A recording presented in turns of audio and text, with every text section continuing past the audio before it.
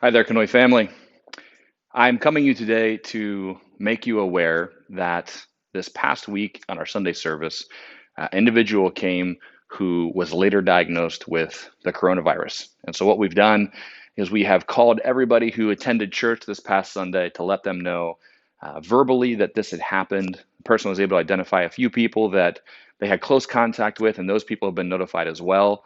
And we feel like it's our responsibility to make you aware that while it may not be likely because you didn't have close contact and because of all of the precautions that we take are in place, like hand sanitization stations, mask requirements, socially distanced seating, having an outside group come in and sanitize the building, having folks who are wiping down and sanitizing the bathroom after every individual uses it, because we do all of those things it may be unlikely that you contracted it, but it's our responsibility to let you know that you may have been exposed to it because you were in the same building at the same time as somebody who had the coronavirus. Now, a lot of our congregation ends up being very susceptible to the coronavirus due to health or age, what have you.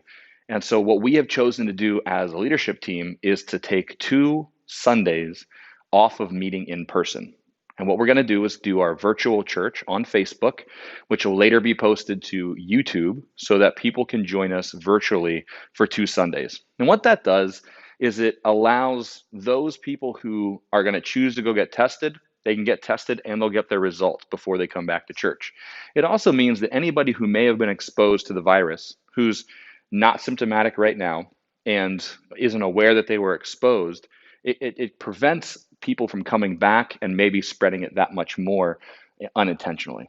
And so for the next 2 Sundays, we're going to be meeting virtually online, just like we did during the summertime.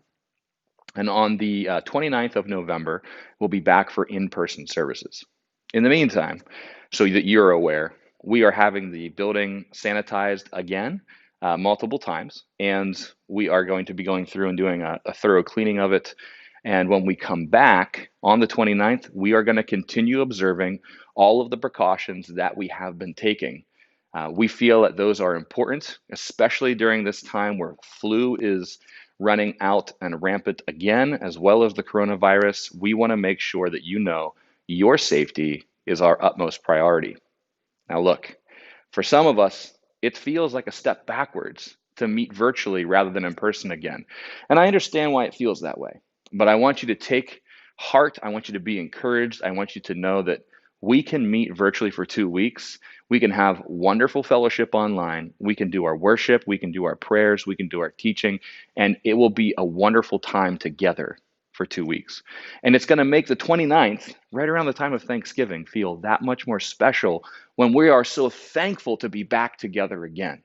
So join me in prayer over the next couple of weeks for the folks in our congregation who may have the coronavirus, who are worried about being exposed, and also be in prayer for the services that they would go off really well, that the volunteers who are a part of them would be able to do their part of the services, that the services would reach lots of people, and that our time together online would be good.